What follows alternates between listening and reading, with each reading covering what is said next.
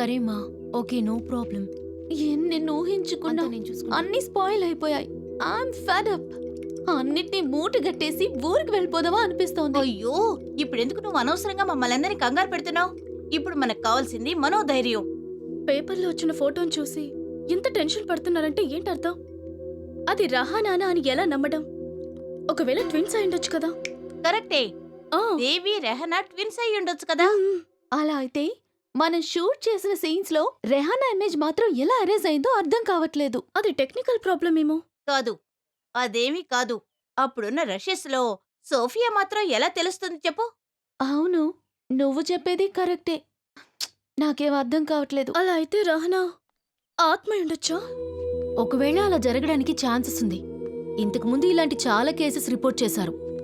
నాకు దాని గురించి బాధలేదు.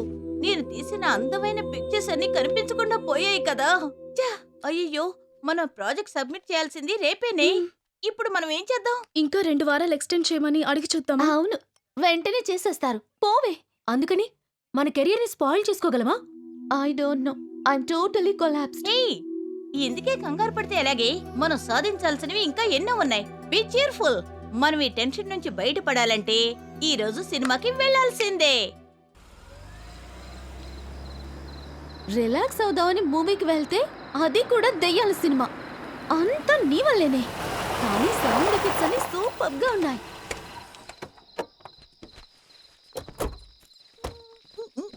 ఏ, దెయ్యం సినిమాని ఎందుకు చెప్పలేదు? ట్రైలర్ లో దెయ్యం సినిమా లేదు. ట్రైలర్ చూడగానే తెలీదా అది దెయ్యం సినిమా అని? మూవీ యావరేజే, కానీ కెమెరానే ఏమీ బాగోలేదు.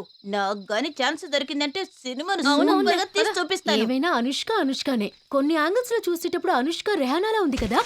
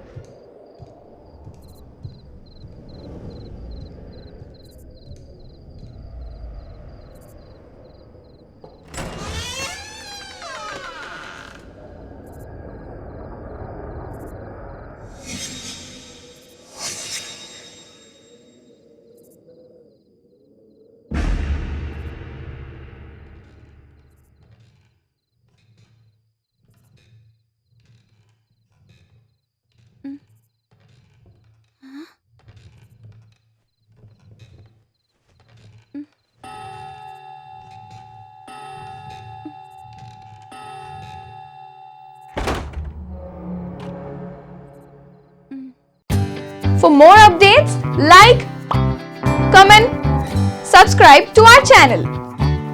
Hey darlings, గంటని click చేయడం మర్చిపోకండి.